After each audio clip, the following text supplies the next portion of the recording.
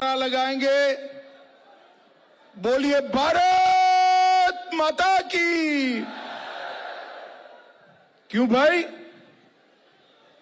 मधुबनी वालों को क्या हो गया है? 400 पार जाना है या नहीं जाना है? मोदी जी को तीसरी बार प्रधानमंत्री बनाना है या नहीं बनाना है?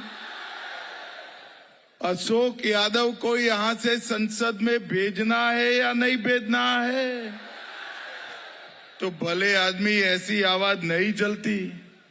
दोनों हाथ उठाइए, माताएं बहनें भी हाथ उठाए जरा। विजय के संकल्प की मुट्ठी बींचिए और प्रचंड आवाज से बोलिए जय श्री राम, जय जय श्री राम, वंदे वंदे वंदे। आज की इस विशाल जनसभा में हम सबों के बीच में उपस्थित सालों तक आपके जनप्रतिनिधि रहे और जिनका मैं हृदय से बहुत सम्मान करता हूं, ऐसे हुक्मदेव बाबू को प्रणाम कर कर मैं मेरी बात की शुरुआत करना चाहता हूं। यहां उपस्थित हरी साहनी जी, नीतीश मिश्रा जी, जीवेश मिश्रा जी, विनोद नारायण झा जी, रामप्रीत पासवान जी, अरुण शंकर प्रसाद जी, हरिभूषण ठाकुर जी, श्री घनश्याम ठाकुर जी, सुधांशु शेखर जी, श्री सुनील चौधरी जी, राणा रणधीर सिंह जी, मुरारी मोहन जी, लल्लन सिंह जी, अर्जुन साहनी जी, मेयर मधुबनी अरुण रॉय जी, शंकर झा जी, अनुपम राजा जी, फूलदेव भंडारी जी, बहन सजल झा जी, भगेंद्र ठाकुर जी, प्रमोद सिंह जी, और आज जिनको जिताने की अपील करने के लिए मैं आया हूं, ऐसे हमारे सांसद और प्रत्याशी, जोर से ताली बजाइए, भाई अशोक यादव जी। और आज मधुबनी के पवित्र भूमि पर आए हुए प्यारे भाइयों बहनों माताओं और मेरे जिगर के टुकड़े जैसे युवा मित्रों, आप सभी को नमस्कार। ये मीडिया वाले सेट कर कर बैठ जाओ भैया, वहीं बैठ जाइए जरा, सेट कर कर बैठ जाओ भाई, कैमरा रहने दो। ओ हरी जलसी, बैठ जाओ भाई जरा, बैठ जाइए भैया। सभी भाइयों बहनों को मैं बताना चाहता हूं, 17 मई को मतलब कल जानकी नवमी है और प्रागट्य स्थली मिथिला में मैं आज आया हूं। सबसे पहले माता जानकी को प्रणाम कर कर मेरी बात की शुरुआत करनी। भाइयों बहनों, बाबा कपिलेश्वर धाम, उगना मंदिर, उच्चैठ शक्तिपीठ, काली मंदिर और वीर लोरी राजा शैलेश, दुलारा ब्याल, गणिनाथ भगवान, इस सब को मैं प्रणाम करता हूं। और जब यहां आया हूं तब हमारे हुक्मदेव बाबू के जिनके अनन्य साथी रहे, ये हमारे भारत रत्न कर्पूरी ठाकुर को भी मनपूर्वक प्रणाम करना चाहता हूं। भाइयों बहनों, मोदी जी ने अभी अभी कर्पूरी ठाकुर जी को भारत रत्न का सम्मान दिया। कर्पूरी ठाकुर जी ने न केवल बिहार, पूरे देश भर के दलित, आदिवासी, पिछड़े, वंचित, अति पिछड़ा माताओं का, गांव के लोगों का, किसानों का आवाज बुलंद करने का काम कर्पूरी ठाकुर जी ने किया।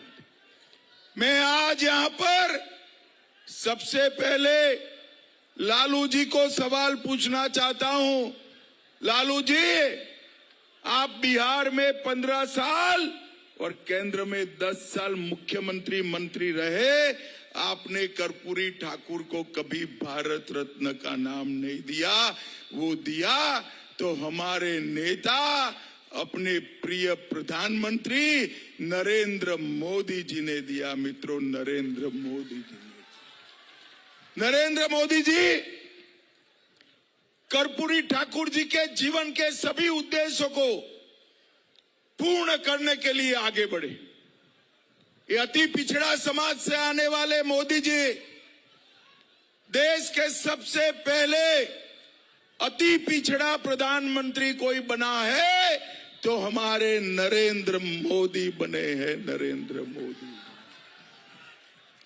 और 50-60 के दशक में एक चर्चा चलता था कि लोहिया जी की थ्योरी देश का भला करेगी या नहीं करेगी।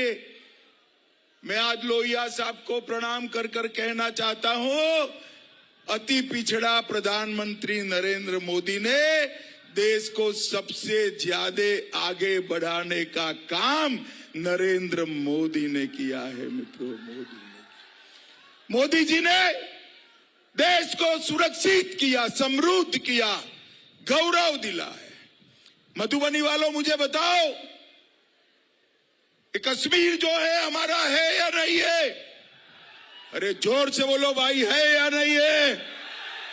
एक खड़गे साहब कहते हैं राजस्थान बिहार वालों का कश्मीर से क्या लेन देन है? अरे खड़गे साहब, आप 80 पार कर गए, देश को नहीं जान पाए। मैं आपको बताता हूं, मधुबनी का बच्चा कश्मीर के लिए अपनी जान दे सकता है, जान दे सकता है। भाइयों बहनों, नरेंद्र मोदी जी ने 70 साल से एक कांग्रेस वाले लालू जी, जिसको नरोस बच्चे की तरह संभाल कर रखे थे, वो धारा 370 को 5 अगस्त 2019 को नरेंद्र मोदी जी ने समाप्त कर दिया, समाप्त। और पूरे भारत में एक ही ध्वज, एक ही संविधान और एक ही प्रधानमंत्री का नारा जो श्यामा प्रसाद मुखर्जी देकर गए थे, उसको पूरा करने का काम नरेंद्र मोदी ने किया। और भाइयों बहनों, ये इंडी अलायंस वाले कह रहे थे कि मत हटाओ, 370 मत हटाओ। ये राहुल बाबा कहते थे खून की नदियां बह जाएगी। भाइयों बहनों, आज मैं राहुल बाबा को कहने आया हूं, राहुल बाबा, खून की नदियां छोड़ो, किसी की कंकड़ चलाने की हिम्मत नहीं है, कंकड़ चलाने। ये नरेंद्र मोदी सरकार है। ये आज इंडी अलायंस वाले कहते हैं, लालू जी का बेटा इसका जवाब दे।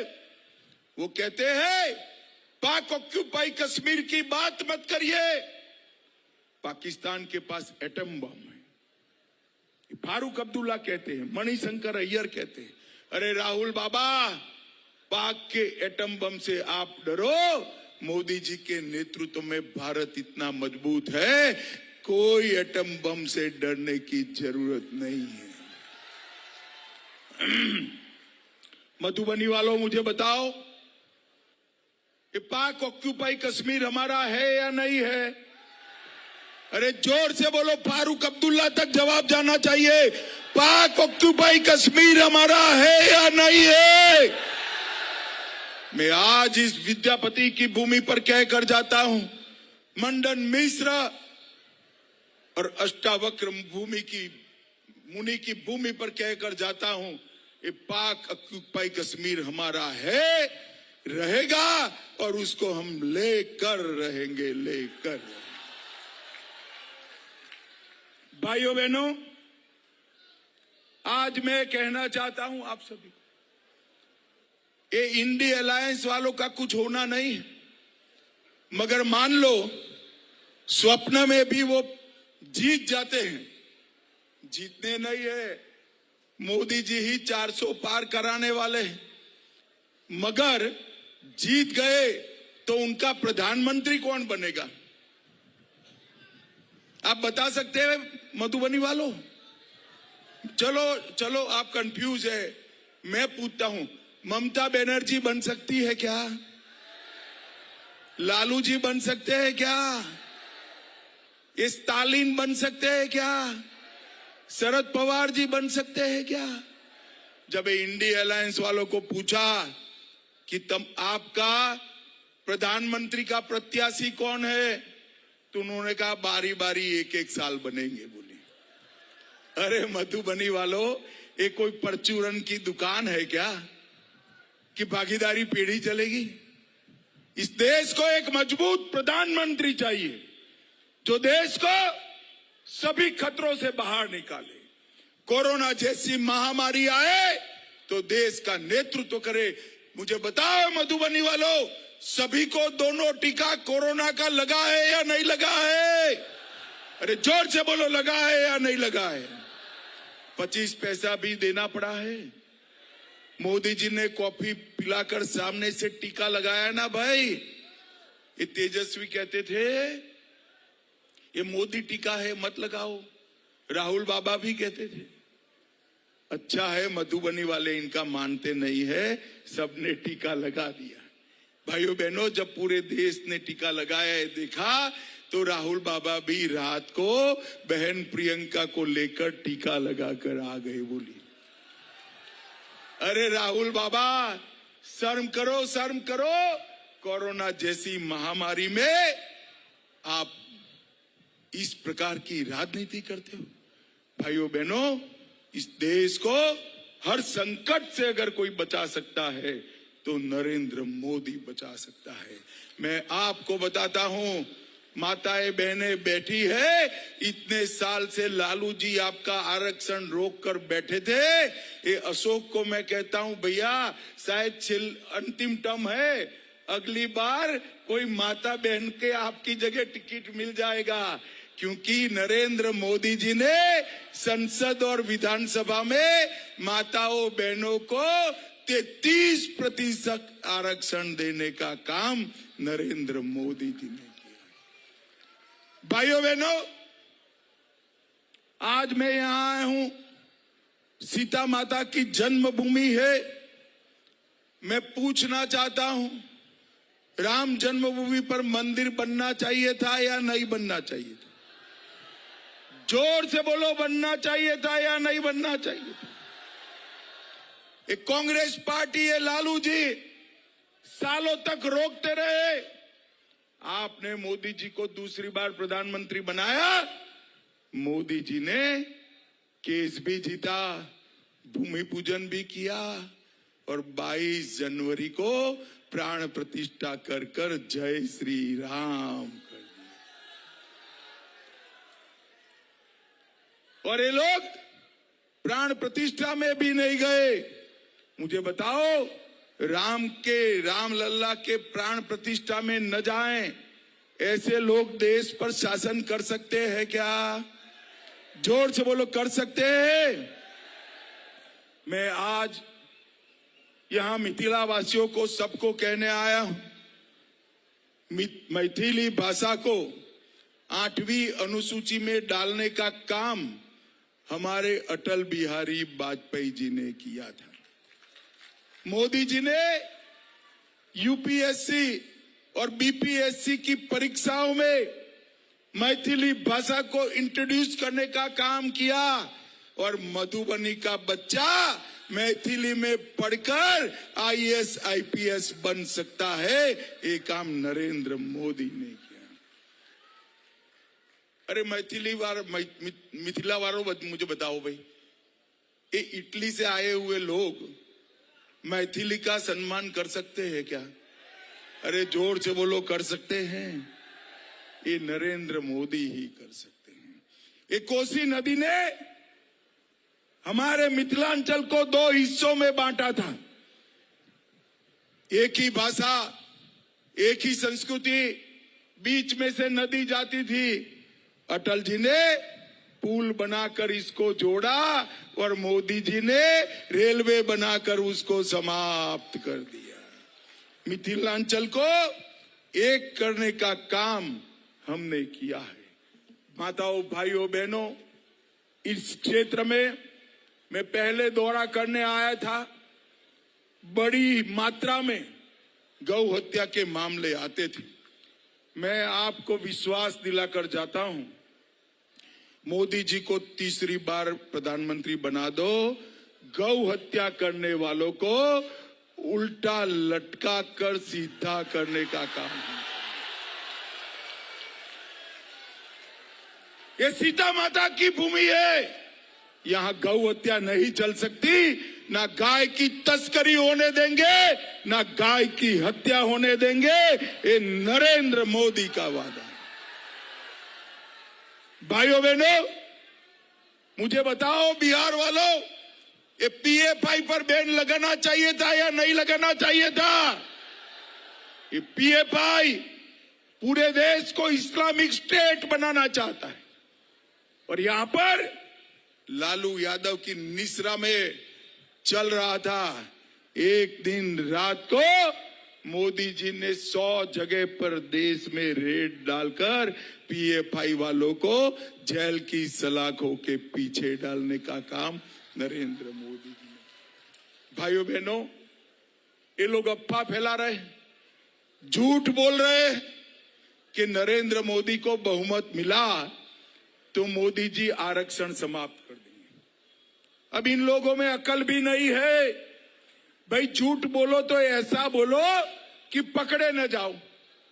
मुझे बताओ मधुबनी वालों, 10 साल से मोदी जी के पास बहुमत है या नहीं है? अरे जोर से बोलो, है या नहीं है? आरक्षण हटाया क्या? जोर से बोलो, हटाया क्या? मैं आज कहकर जाता हूं, जब तक भारतीय जनता पार्टी का एक भी सांसद है, एसटी, एससी, ओबीसी के आरक्षण को कोई हाथ नहीं लगा सकता। ये नरेंद्र मोदी का गारंटी। एससी, एसटी, ओबीसी के आरक्षण पर डाका डालने का काम एक कांग्रेस पार्टी ने किया है। कर्नाटक में जीते, तेलंगाना में जीते, 5% मुसलमानों को आरक्षण दिया। भाइयों बहनों, हमारा संविधान धर्म के आधार पर आरक्षण को परमिशन नहीं देता है, मगर ये 5% आरक्षण दिए। इसका मतलब होता है एससी, एसटी, ओबीसी का आरक्षण 5% कम कर दिए। ये डाका डालने का काम लालू जी, आपकी साथी कांग्रेस पार्टी ने किया है। भाइयों बहनों, मुझे एक बात बताओ, भ्रष्टाचार रोकना चाहिए या नहीं रोकना चाहिए? जोर से बोलो, रोकना चाहिए या नहीं रोकना चाहिए? एक कांग्रेस पार्टी और यूपीए वाले 12 लाख